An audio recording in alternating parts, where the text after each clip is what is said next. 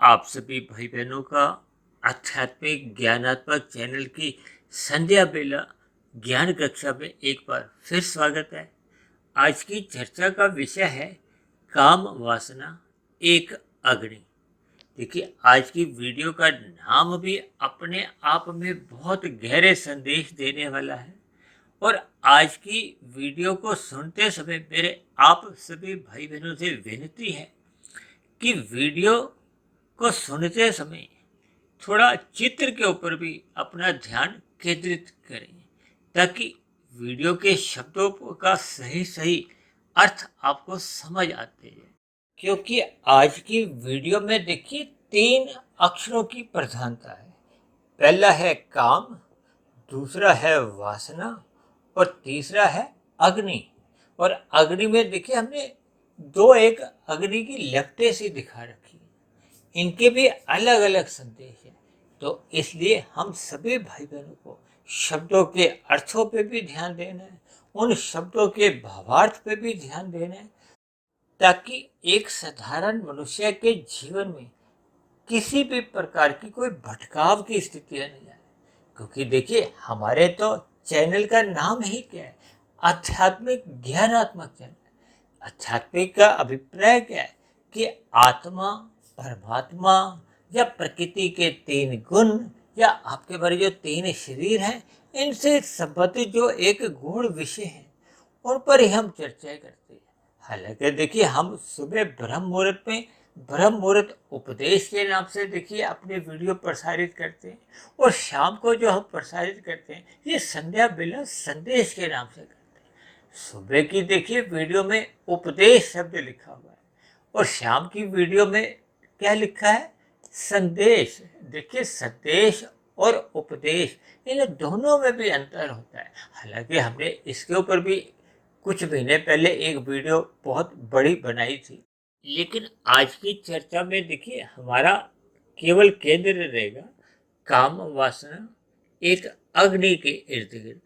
क्योंकि आपके हमारे देखिए 3 शरीर हैं, स्थूल शरीर, सूक्ष्म शरीर और कारण शरीर। इन तीनों शरीरों का एक अलग अलग महत्व है, इनका एक अलग अलग संबंध है। लेकिन ये तीनों शरीर भी माया के ही है, और माया को तो देखिए जड़ कहा जाता है। ये जो प्रकृति का जो आप इतना लंबा चौड़ा जो पसारा देखते हो, जिस माया से हम सभी भाई बहन देखिए एक मोहित रहते हैं, माया के प्रति आपके हमारी एक सम्मुखता बनी रहती है। उसके पीछे का कारण क्या है? जबकि आपकी और हमारी एक चेतन स्वरूप आत्मा है, आत्मा ज्ञान स्वरूप सत्ता कही गई है, और परमात्मा जो एक परम एक सत्ता है, परम आत्मा, जिसको शास्त्रों में ही एक आनंद स्वरूप सत्ता माना गया है। जबकि आत्मा को तो केवल और केवल ज्ञान स्वरूप कहा जाता है। और प्रकृति यानी प्रकृति के 3 गुण, तमोगुण, रजोगुण और सतोगुण, इनको जड़ कहा गया है। जड़ में देखिए कभी भी अपने आप कोई क्रिया नहीं होती। जैसे आपके हमारे घर में देखिए कितने ही जड़ यंत्र हैं, कुर्सी मेज भी जड़ है। इसी तरह आपके हमारे यहाँ बिजली के कितने ही उपकरण हैं, वो भी जड़ माने जाते हैं। अब जड़ में जब तक कोई चेतन शक्ति द्वारा क्रिया नहीं लाई जाती, तब तक उस यंत्र विशेष की जो एक कार्य है वो होते हुए दिखाई नहीं देते। ठीक इसी तरह आपके हमारे भी जो 3 शरीर हैं, स्थूल शरीर, सूक्ष्म शरीर और कारण शरीर, ये तीनों शरीर भी तब तक ही कार्य करते हैं जब इसमें आत्मा परमात्मा की एक चेतन शक्ति विद्यमान रहती है। जैसे ही आत्मा परमात्मा की शक्ति इस शरीर को छोड़ देती है, तो फिर पुनः ये जड़ माना जाता है, जिसको मृत्यु का नाम कह दिया जाता है कि इस शरीर की मृत्यु होगी। लेकिन आपके हमारे ये जो मृत्यु के समय जो स्थितियां होती हैं, उसमें केवल मृत्यु स्थूल शरीर की होती है। आपके भीतर जो सूक्ष्म शरीर है और जो कारण शरीर है, उसकी मृत्यु नहीं होती। उसकी मृत्यु ही यदि हो जाए तो फिर ये जो जन्म मरण का जो 84 लाख प्रकार की योनियों में जो कर्मों के आधार पर आना जाना एक बंधन रूप में बना रहता है, फिर उसकी कोई जरूरत ही नहीं होती। क्योंकि बार बार शरीरों का बदलना या मिलना ये कर्मों के आधार पे होता है, और कर्माशय आपका हमारा कारण शरीर में रहता है। इसी तरह कारण शरीर में आपके हमारे संस्कार रहते हैं। संस्कार को ही वासना से जोड़ा जाता है, भावनाओं से भी जोड़ा जाता है। देखिए, स्थूल शरीर के स्तर पर आपके हमारी कर्मेंद्रियां कर्म करती हुई दिखाई देती हैं। स्थूल शरीर को ही मात्र एक यंत्र कहा जाता है। यंत्र की अपनी कोई इच्छा नहीं होती, वो तो उस यंत्र का जैसा जैसा एक नियंत्रण मन के हाथ में, तो मन जैसा जैसा उसको चलाता है, फिर वैसे वैसी स्थितियां स्थूल शरीर की बनती है। इसका अभिप्राय क्या है कि स्थूल शरीर का जो एक नियंत्रण है वो मन के अधीन है, जिसको भगवान श्री कृष्ण ने, देखिए, अर्जुन के 5 घोड़ों की लगाम को स्वयं अपने हाथों में रखकर यही तो एक उपदेश दिया है, एक संदेश दिया है। और ये 5 घोड़े के ये 5 भोग विषय हैं। इन्हीं को ही देखिए भोग इच्छाएं भी कहा जाता है, कामनाएं भी कहा जाता है। ये 5 हैं: गंध, रस, रूप, स्पर्श और शब्द। इन्हीं 5 को ही देखिए शास्त्रों में तन्मात्रा भी कहा गया है, सूक्ष्म भूत भी कहा गया है। इन्हीं सूक्ष्म भूतों के कारण ही ये पृथ्वी, जल, अग्नि, वायु, आकाश जैसे तत्वों का एक जन्म होता है, एक उत्पत्ति होती है। और इनको शास्त्रों में देखिए तामसी कहा गया है। इसका अभिप्राय क्या है कि आपके हमारे जो एक स्थूल शरीर है, ये पृथ्वी, जल, अग्नि, वायु, आकाश के बने हैं। देखिए, माता के गर्भ में आपके बड़े स्थूल शरीर का एक निर्माण प्रक्रिया में आप समझ ही सकते हो। ये जो आज हम 5 फुट 6 फुट के जो एक स्थूल शरीर के रूप में दिखाई देते हैं, आपका हमारा जो एक जन्म के पीछे की जो एक प्रक्रिया है, उनके पीछे का कारण वो 5 भोग इच्छाएं ही रही होती है। देखिए, कर्म करता है स्थूल शरीर, स्थूल शरीर द्वारा किए गए कर्मों का ही कर्माशय बनता है, क्योंकि उन किए गए कर्मों का प्रभाव अन्य मनुष्यों पर या प्रकृति के अन्य जीवों पे पड़ता है। इसलिए इस स्थिति में आपका हमारा एक कर्माशय बनता है। क्योंकि मनुष्य योनि को देखिए कर्म योनि कहा गया है, साधना योनि भी कहा गया है। साधना योनि का अभिप्राय है कि मनुष्य जीवन पाकर हम साधना करते करते, यानी कि स्थूल शरीर के रहते रहते, यदि अपने कारण शरीर को, जैसे मोबाइल का सिम कार्ड होता है ना, इसी तरह आपके हमारे एक बार बार के जो जन्म का जो एक मुख्य केंद्र है, एक सिम कार्ड है, वो कारण शरीर है। देखिए, स्थूल शरीर तो मात्र एक कार्य है।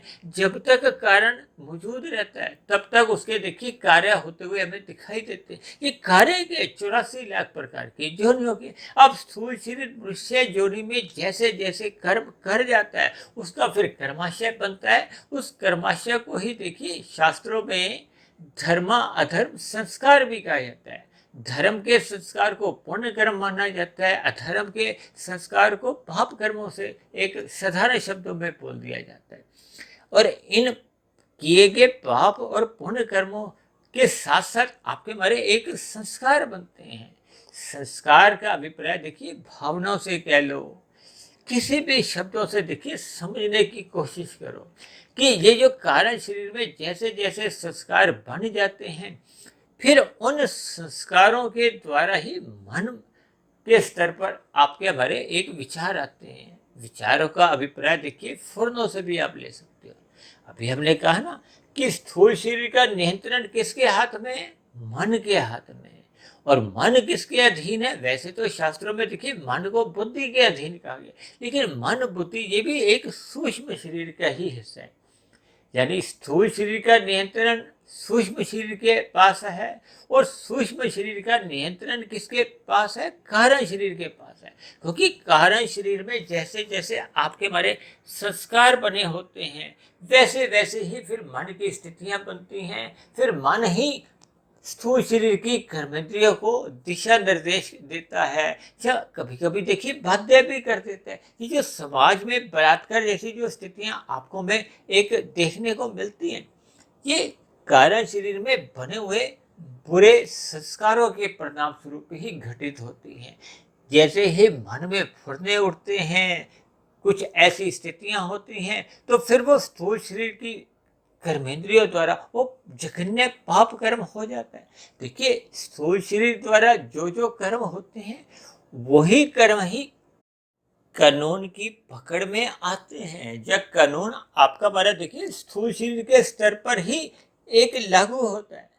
जब जब आपके हमारे स्थूल शरीर द्वारा किसी भी प्रकार के देखिए निषेध कर्म अपराध कर्म होते हैं, उन्हीं का ही देखिए उस पर एक चालान कटता है, या जो जो अपराध आप हम कर जाते हैं फिर उन किए गए अपराधों की हमें न्यायालय द्वारा एक सजा मिलती है।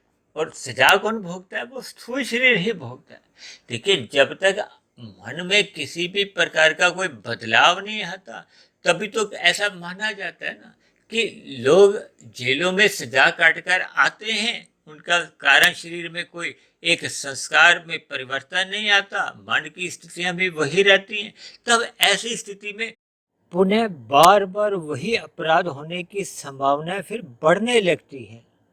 अब चर्चा को थोड़ी आगे बढ़ाने से पहले देखिए, 4 प्रकार के जो पुरुषार्थ हैं, धर्म, अर्थ, काम, मोक्ष, जो कि मनुष्य जीवन में ही करने संभव होते हैं, इनकी और 4 प्रकार की जो देखिए पशु वृत्तियां बताई गई हैं, आहार, मैथुन, निंद्रा और भय। इनके शब्दों के सही सही अर्थ समझ लेते हैं, फिर आपको अभी ये जो काम वासना एक अग्नि का जो एक सही सही अर्थ फिर समझ में आ जाएंगे। क्योंकि संसार में एक सामान्य मनुष्य देखिए काम वासना को केवल एक सहवास की या मैथुन की स्थिति को ही लेता है, यानी कि संभोग की जो एक स्थितियां हैं उनके साथ ही जोड़ देता है। जबकि शास्त्रों में देखिए धर्म, अर्थ, काम, मोक्ष, ये 4 पुरुषार्थ जो कही गई है ना, ये जोड़ा है। धर्म और मोक्ष का एक जोड़ा है और इसी तरह अर्थ और काम का जोड़ा है। अर्थ का अभिप्राय ये जो हम दिन में विभिन्न प्रकार की जो एक धन कमाने के लिए पुरुषार्थ करते हैं उससे संबंध होता है। और काम का अभिप्राय देखिए 5 विषय भोगों से आता है, जिसमें ये 5 भोग विषय के गंध, रस, रूप, स्पर्श और शब्द। इसलिए तो कहा जाता है कि मनुष्य को अपने मिले हुए जीवन में सत्संग करना चाहिए। सत्संग का अभिप्राय देखिए धर्म से है, और धर्म की जो एक मंजिल है वो मोक्ष की है। क्योंकि मोक्ष की स्थिति देखिए एक परमात्मा के लिए कही जाती है, क्योंकि आत्मा केवल ज्ञान स्वरूप है, जैसा कि अभी हमने पहले ही बताया था। और आत्मा का ये स्वभाव है कि वो सदा ही आनंद की तलाश के लिए ही जीवन के हर क्षण एक कार्य करती है, कर्म करती है। चाहे वो सकाम भाव से कर्म करती है, चाहे वो निष्काम भाव से कर्म करती है, हमारा उद्देश्य केवल आनंद प्राप्ति का ही होता है। और आनंद का सही सही अर्थ क्या है कि दुख रहित जो एक नित्य बने रहने वाला सुख का ही दूसरा नाम आनंद है। और आनंद इस भौतिक प्रकृति में है ही नहीं, क्योंकि भौतिक प्रकृति देखिए द्वैत मानी जाती है। यहाँ सुख के साथ दुख जुड़ा रहता है, क्योंकि प्रकृति के 3 गुण नित्य कार्यशील रहते हैं। हालांकि शास्त्रों में कहा गया कि तमोगुण से 10 गुना अच्छा रजोगुण है, रजोगुण से 10 गुना अच्छा सतोगुण है। रजोगुण को देखिए क्रिया से जोड़ा जाता है, सत्वगुण को ज्ञान से जोड़ा जाता है, और तमोगुण को देखिए पदार्थों से जोड़ा जाता है। ये आपके हमारे जो स्थूल शरीर है ये भी तो पदार्थों का ही बना है, और इन्हीं के ही सूक्ष्म तत्व आपके हमारे 5 भोग विषय। इसका अभिप्राय क्या है कि आपका हमारा स्थूल शरीर का और भोग विषयों का ये एक सजातीय संबंध है।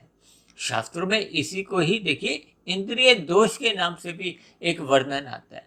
ये इंद्रियों का एक दोष है, वो उनकी ओर सहज ही आकर्षित होती है। ये संसार के जितने भी आकर्षण है, ये जो स्त्री पुरुष का भी जो एक आकर्षण ये रजोगुण के कारण ही कहा गया। देखिए इन सभी स्थितियों को मनुष्य जितना जितना ज्ञान पूर्वक समझ जाता है तो उसको अपने मिले हुए जीवन का अर्थ समझ में आ जाता है। जब मिले हुए जीवन का मनुष्य को अर्थ समझ आ जाता है तो उसका मिला हुआ जीवन सार्थक हो जाता है। सार्थक होने का अभिप्राय क्या है कि मनुष्य के मरने के बाद की जो एक अधोगति की स्थिति है वो मनुष्य उससे बच जाता है। यदि मनुष्य वर्तमान मिले हुए जीवन में ही देखिए मोक्ष की स्थिति को या आनंद की स्थिति को प्राप्त कर लेता है, फिर तो ये जन्म मरण का बंधन ही समाप्त हो जाता है। अन्यथा मनुष्य को मोक्ष प्राप्ति की और एक आध्यात्मिक यात्रा आरंभ करनी चाहिए। उसी आध्यात्मिक यात्रा को आरंभ करने से ही आपकी हमारी एक आध्यात्मिक उन्नति होती है। आध्यात्मिक उन्नति होने से आपका हमारा कारण शरीर में एक शुद्धिकरण होता है। अब इस शुद्धिकरण को समझने के लिए ये जो हमने नीचे एक अग्नि शब्द लिखा है ना, इसमें हमने देखिए आग की दो लपटें दिखाने के पीछे का उद्देश्य क्या है।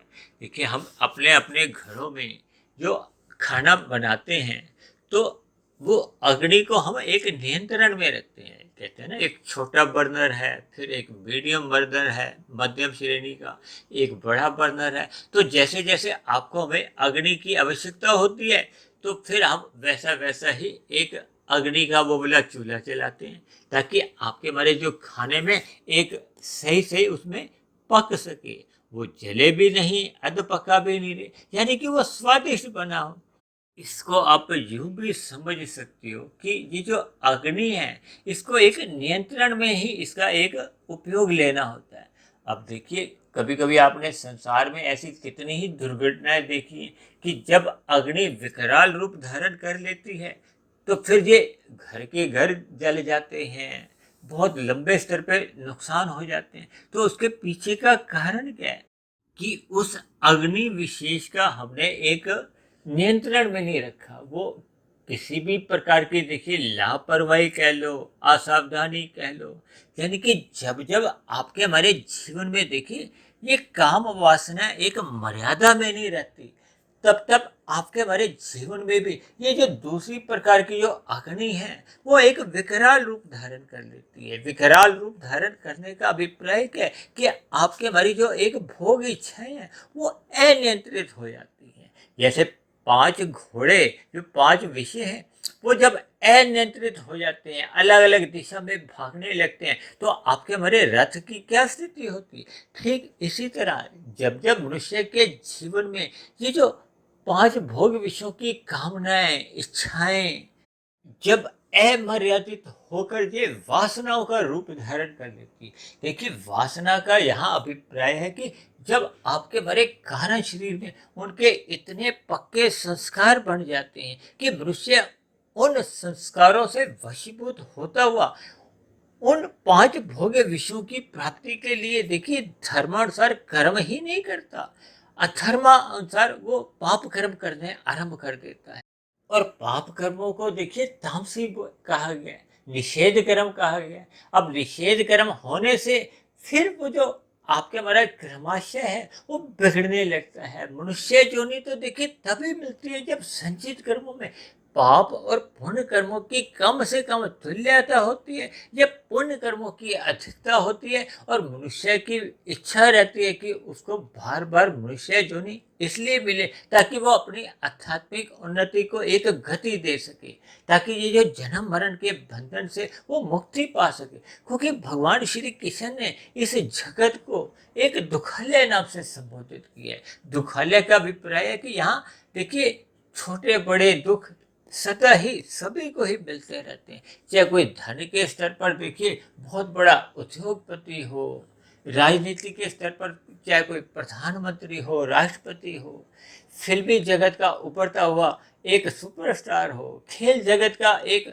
बहुत बड़ा खिलाड़ी भी क्यों ना हो, यानी भौतिक जगत में हम सभी भाई बहनों को छोटे बड़े दुख तो देखिए मिलते ही रहते हैं। और जब जब मनुष्य देखिए पाप कर्म अधिक कर जाता है तो उसको फिर बड़े बड़े दुखों का सामना करना पड़ता है। और बड़े बड़े दुखों का सामना करने का अभिप्राय क्या है कि जब उसका संचित कर्मों का कर्माशय ही बिगड़ जाता है तो मनुष्य की फिर मरने के बाद ये नीचे की जोनियों में अधोगति होती है।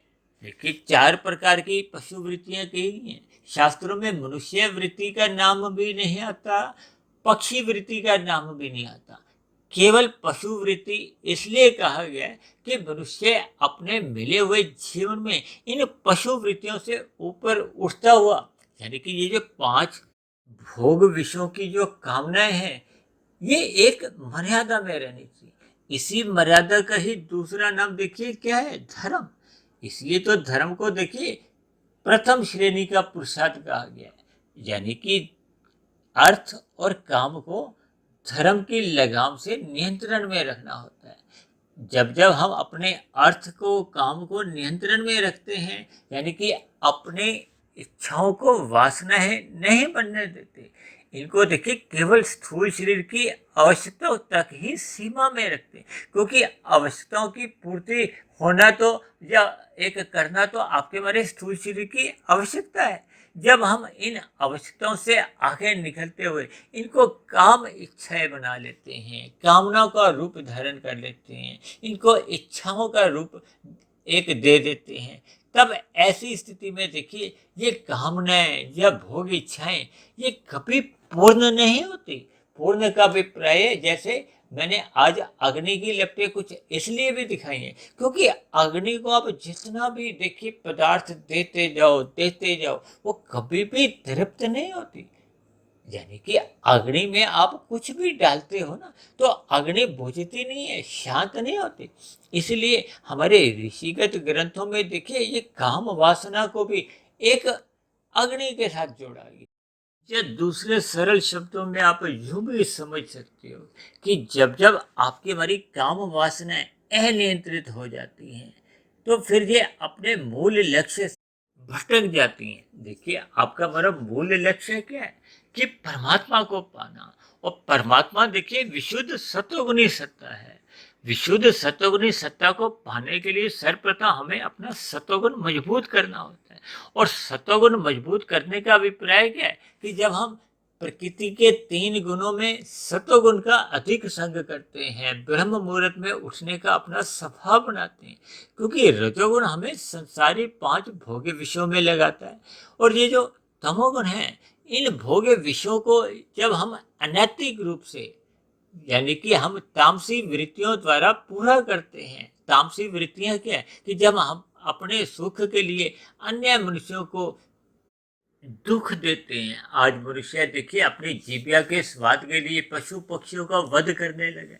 ये सभी स्थितियां क्या है कि मनुष्य अपने स्वयं की कामनाओं की पूर्ति के लिए अन्य जीवों को पीड़ा देता है। ये निषेध कर्मों में आता है, जिसके फलस्वरूप आपका हमारा पाप कर्मों का कर्मशय बढ़ने लगता है। इसीलिए तो बार बार कहा जाता है कि मनुष्य को देखिए पशु वृत्तियों से ऊपर उठना चाहिए। ये पशु वृत्तियां क्या है? आहार, मैथुन, निद्रा और भय। जैसे मनुष्य अपने मिले हुए जीवन में धर्म के अनुसार यानी कि अपने जीवन में धर्म को प्रथम स्थान पर नहीं रखता, जब सत्संग नहीं करता, जब परमात्मा की सम्मुखता नहीं बनाता, तब तब उसके जीवन में देखिए ये काम वासनाएं एक अग्नि के रूप में सहज ही एक जलती रहती हैं।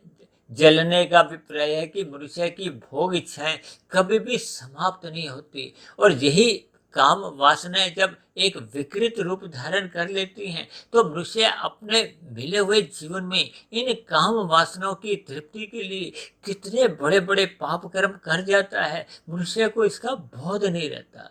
इसलिए मेरी आप सभी भाई बहनों से विनती है कि परमात्मा का सत्संग करते रहना चाहिए, ताकि हमें परमात्मा के दिव्य गुणों का बोध हो, आत्मा की जो एक यथार्थ स्थिति है उसका हमें बोध होने लगे। और ये जो माया है, माया के जो 3 गुण हैं, तमोगुण, रजोगुण और सतोगुण, ये 3 गुण सापेक्ष दृष्टिकोण से देखिए अच्छे माने जाते हैं। तमोगुण से 10 गुना अच्छा रजोगुण कहा गया है, रजोगुण से 10 गुना अच्छा सतोगुण कहा गया। तब ऐसी स्थिति में मनुष्य को सतोगुण का संग अधिक से अधिक करना चाहिए, और रजोगुण मात्र एक मर्यादा में करना चाहिए, और तमोगुण का संग मात्र एक नींद लेने के लिए करना चाहिए।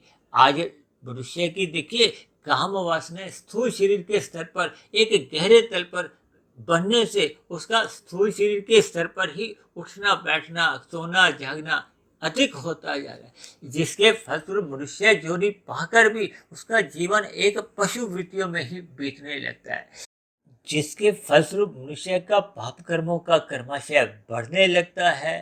सत्संग के अभाव में उसका सतोगुण या पुण्य कर्मों की न्यूनता रह जाती है, तब ऐसी स्थिति में मरने के बाद देखिए अधोगति की संभावनाएं बढ़ने लगती है। ये अधोगति क्या है? मनुष्य से नीचे की जोनियां, पशु जोनि, पक्षी जोनि, कीड़े मकोड़े, कीट पतंगे, वनस्पति, मनुष्य का देखिए जितना जितना तमोगुण या पाप कर्मों का कर्माशय बढ़ जाता है, फिर उसी उसी स्थिति के आधार पर मनुष्य की फिर नीचे की जोनियों में अधोगति होती है।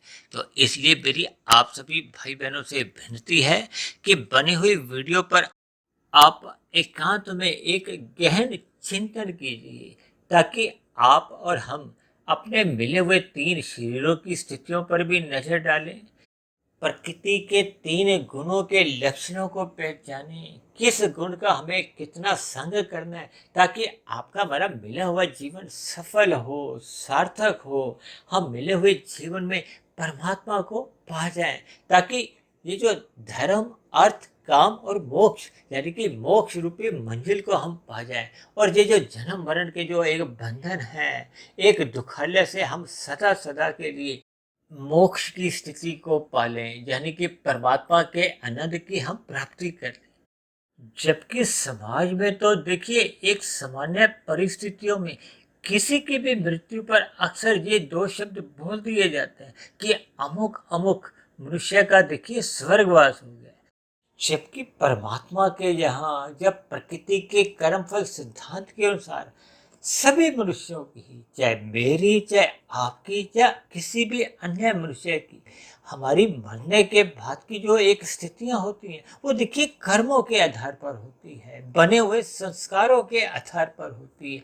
यदि आपके हमारे कारण शरीर के स्तर पर देखिए स्थूल शरीर के विषय भोगों की एक वासना ही गहरे तल पर बढ़ चुकी है, यानी कि एक मनुष्य का यदि जीवन स्थूल शरीर के स्तर पर ही विषय भोगों की इच्छाएं सदा बनाए रखता है, मन में भी उसके विचार यही चलते रहते हैं, और यही विचार उसके फिर कारण शरीर में एक वासना रूपी संस्कार जब बन जाते हैं, तब ऐसी स्थिति में ये जो आपके हमारी अधूरी वासना ही होती है वो फिर कर्मों के आधार पर फिर आपके हमारे नए जन्म का कारण बनती है।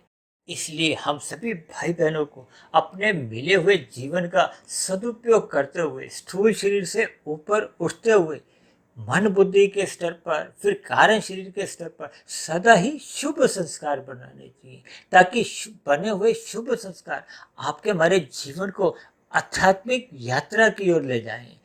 क्योंकि की गई आध्यात्मिक यात्रा के देखिए दो लाभ होते हैं। एक तो मनुष्य अधोगति से भी बच जाता, क्योंकि आध्यात्मिक यात्रा पर चलने वाले मनुष्यों के देखिए सत्संग के कारण सदा ही सात्विक कर्मों की ही प्रधानता होती है, वो अपने जीवन में सदा ही पाप कर्मों से बचे रहते हैं। तब ऐसी स्थिति में मनुष्य को फिर पुनः मनुष्य जीवन की ही प्राप्ति होती है। अच्छे संस्कारी फिर माता पिता मिलते हैं, गुरुजनों का संग मिलता है, यानी कि फिर अगले मनुष्य जीवन में उसकी आगे की आध्यात्मिक उन्नति फिर एक वही सकारात्मक दिशा पकड़ लेती है, और फिर यही दिशा पर चलते चलते एक दिन ऐसी स्थिति आ जाती है जब आपके हमारे कारण शरीर में भोग विषयों की कहो या अज्ञानता के संस्कार समाप्त हो जाते हैं, जिसको शास्त्रों में ही देखिए दग्ध बीज कहा गया। जब आपका बड़ा कोई देखिए संस्कार रूपी बीज जल जाता है तो फिर उसमें किसी भी प्रकार का कोई अंकुरण नहीं होता। अंकुरण का अभिप्राय देखिए मन बुद्धि के स्तर पर ये जो फुरने उठते हैं, विचार आते हैं, शास्त्रों में जिसको वृत्तियों का नाम दिया गया, जब यही नहीं उठती तो फिर स्थूल शरीर के स्तर पर ज्ञानेंद्रियों द्वारा विषय भोगों को भोगा नहीं जाता, और उन विषय भोगों के लिए ही फिर कर्मेंद्रियों द्वारा कोई नए कर्म नहीं होते। तो ऐसी सभी शुभ स्थितियां हम सभी भाई बहनों के जीवन में तभी बन पाती हैं जब मनुष्य अपने मिले हुए जीवन में स्थूल शरीर से ऊपर उठता हुआ सत्संग करता है, सत्संग श्रद्धा पूर्वक करता है, और ब्रह्म मुहूर्त में उठने का अपना एक स्वभाव बना लेता है। तो ऐसी सभी शुभ स्थितियां हम सभी भाई बहनों के जीवन में भी बने। इन्हीं शुभ कामनाओं के साथ आज की चर्चा विशेष को अब हम यही विश्राम देते हैं। यदि बनी हुई वीडियो आपको देखिए प्रेरणादायक लगती हो, ज्ञानवर्धक लगती हो, आपके विषय भोग मर्यादा में रखने में सहायक बन रही हो, परमात्मा में आपकी एक प्रीति जगाने में मदद कर रही हो, तो मेरी आप सभी भाई बहनों से विनती है कि इन बनी हुई वीडियो विशेष को आप अधिक से अधिक भाई बहनों में शेयर करें, ताकि समाज में सतोगुनी वातावरण का विस्तार हो। उस सतोगुनी वातावरण में हम सभी भाई बहन अपने अपने मनुष्य जीवन के कर्तव्य कर्मों को ईमानदारी से प्रसन्नता पूर्वक निभाते रहें, ताकि हम सभी भाई बहनों का मिला हुआ जीवन सफल हो, सार्थक हो। इन्हीं शुभकामनाओं के साथ चर्चा विशेष को यहीं विश्राम देते हैं। कल सुबह फिर मिलते हैं ब्रह्म मुहूर्त उपदेश कक्षा में। तब तक आप अपने आध्यात्मिक मित्र सुधीर भाटिया फकीर को इजाज़त दें। आप सभी भाई बहनों को बहुत बहुत शुभ रात्रि और सुबह ब्रह्म मुहूर्त में उठने के लिए मेरी ओर से बहुत बहुत शुभकामनाएं।